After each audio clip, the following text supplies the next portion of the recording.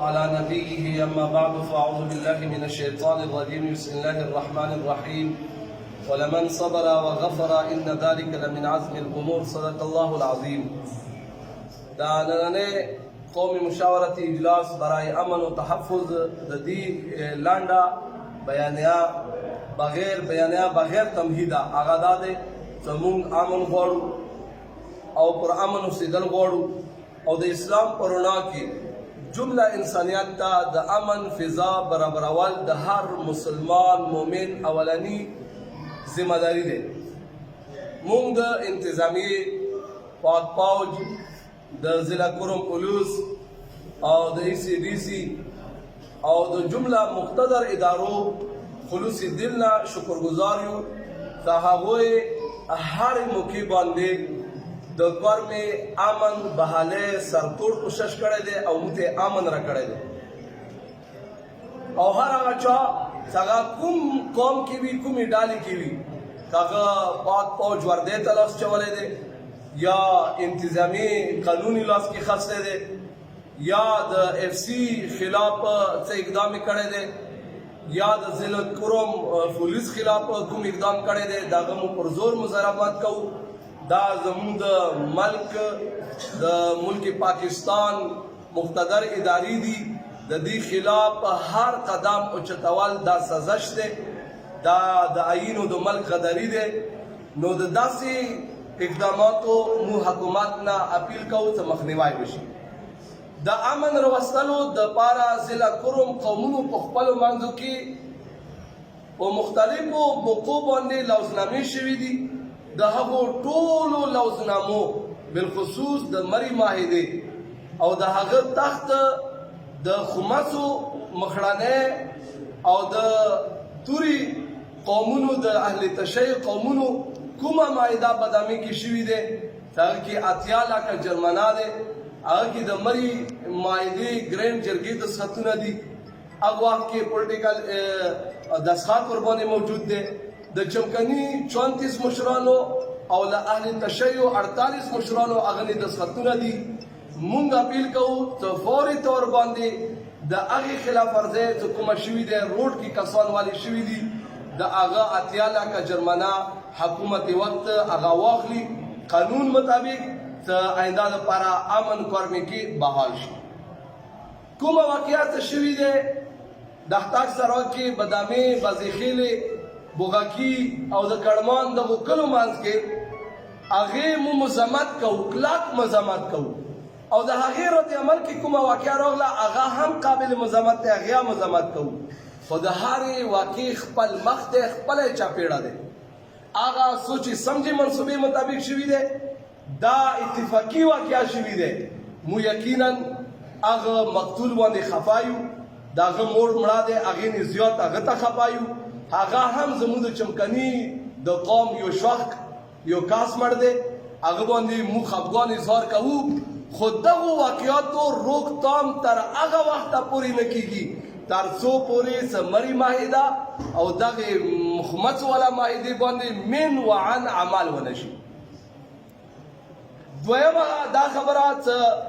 سوشل میډیا باندې غیر ضروري خبرې کیږي او ډیر لان تان ویلې شوی دی بادرت ویلې شوی دی غیر ذمہ دارانه یو ذمہ دار خلینا غیر ذمہ دارانه خبره د دې مو مذمت کوو کاغه خو کوم قومونو کې وي کاغه لوور کې وي اپر کې وي سنټر کې وي مو دې لپاره حکومت نه اپیل کوو چې سوشل میډیا باندې وي یا کاغه مسجدونو امام برګاه کې تقریرونه وي اخی استعال انگیز اخی د چا حد کې عزت دا هغه د ناموس باندې خلق راول دا آئین و قانون متصادم دی چا څه د سلاح انتان کړی دی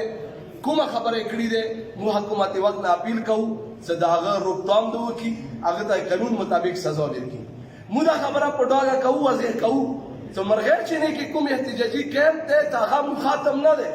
هغه شروع دی وخت مو غونډه کوو مو تر هغه وخته پورې احتجاج کیو مو لیارې باندې مو تکلیفونو کیو تر څو چې مو خپل حقوق میلاو نه وي مو خپل کلي میلاو نه وي مو خپل احتجاج جاري ساتو خو هغه باوجود چې مو احتجاجي کیمپ دلته لګولی او احتجاجي کیمپ کې مو که عالمانو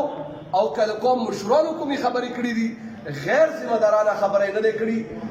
آیین او قانون مطابق کړي دی چاته کنسل نه دی کړي سپکې خبرې نه دی کړي د امن خلاف خبره نه دی کړي چا باندې د ورختلو د گزار کول قانون لاس کې اخیستل داسې خبره هرگز نشي ثابت کوای که ما په جنازو باندې خبره کړې ده نو ما فریاد کړی دی ژړا مو کړې ده که ما بل ځای کې خبره کړې ده ما فریاد کړی دی ژړا مو کړې ده او فریاد کول ژړا کول دا یمو عیني قانوني حق دی آینده دپاره به ژړا کوو آینده دپاره به فریاد کوو موږ خپلو انتظامي مقتدر حلقونه دا اپیل کوو چې موږ ته خپل حقوق میلاو شي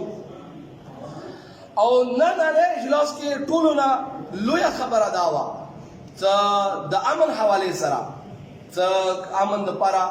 پاک فوج زیر انتظام ټولې ادارې انتظامیه کوشش کوي چې امن بحال شي موږ د امن راوستلو کې د هر اقدام ستاینه کوو ملاتړ کوو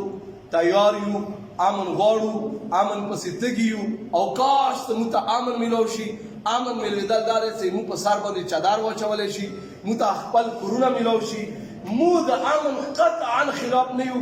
کوم سازشي عناصر چې هغه امن خرابوي حکومت وخت نه مو اپیل کوو چې چا شکل کې دي کوم ځای کې دي کو چیرته میلاویږي هغه خلاف کلک قدمونه اوچات شي هغه خلاف کاروایي وشي موږ د دغې واقعې مزاحمت کوو چې بارک ورمې کې که هغه حکومتي انتظامي خلاف قدم اوچات دی یا پاک فوج خلاف پتراو شوی دی پاک فوج دې خبرې موږ ستاینه کوو چې هغوی فایرنګ ونه کړو د مو عوامو تحفظ دپاره دا یو ښه قدم و دې کې د پاک فوج اگر څه د هغه عزت نفس باندې خو سوال راغلو خو د مو تحفظ دپاره هغوی برداشت وکړو او همیشه دپاره موږ د برداشت اپیل مو نه کوو ښه کار یې کړی دی خو چې کومو خلکو پتراو کړی دی موږ دا اپیل کوو چې هغوی ته کړي سزا میلاو شي هغه عین و قانون ته حواله شي ملیخیلو واقع موږ مزاحمت کوو چې دا واقعه نه وی پکار داسې انداز ښه نه دی که اف سی رسي هغه ته حق حاصل دی د ملک د چاپې چاپې حفاظت دپاره هغه به اپریشنه کوي هغه به اسلاح جمع کوي زه دا خبره په ډاګه کوم چې زموږ د چمکني ملک نور اکبر کور نه کروڑو اسلحه اوچاته دی هیڅ یو فرد اقدام نه دی کړی چې هغه حکومت وخت ته روډ بند کړی وي چاته یې لاس چولی وي ملک لال صاحب سرپاک والا کور نه اسلحه اوچاته کړي دی پاس ملی نه اسلحه اوچاته کړي دی تابع نه اسلحه اوچاته کړي دی موږ دا حلفیه اقرار کوو خاورې نه اسلحه اوچاته کړي دی وچې درې نه اسلحه اوچاته کړي دی موږ دا حلفیه اقرار کوو چې موږ بالکل بې اسلحې یو موږ سره هېڅ نشته خو افسوس خبره دا ده چې موږ اسلحه واخیستلی شوه موږ وتړلی شولو او بیا هغه باوجود نورو قومونو سره باری هتیارا موجود دي اسلحه موجود ده او هغې ته چې لاس واچوي او حکومت خلاف اقدامات کوي دا اقدام قابل مذمت ده او حکومت وقت ریټ باندې سوال یا نشان ده موږ د امن فضا برابرولو دپاره مساویانه حقوق سوال کوو چې جانبین دا توپاک دا هتیار حکومت ته حواله کی قانون دایرې ته راشي چې امن بحال شي جنگ جګړې ختم شي کتاب و قلم ته فارغ شو او آخری خبره نننی اجلاس زموږ قومي مشاورت اجلاس برای امن و تحفظ حقوق دغه لوی عنوان مری معاهده وه هر هغه منډه هر هغه کوشش هر هغه اقدام چې هغه سره مری معاهدې ادنا شک ته ذکر رسیږي او هغه په خرابېږي موږ دا اعلان کوو چې قطعا هغه متقابل قبول نه دی درې واړه تحصیله د کورمې که هغه لوور دی که هغه اپر دی که هغه سنټر دی هغه د ضلع کوروم برابر حصې دي د دغو برابر حقوق دي دغو تقسیم نه منو درو واړو تحصیلونه پر امن کمیټې ورکولو کې مخالفت نه کوو ویرې کوو خو مری معاهدې تحت او د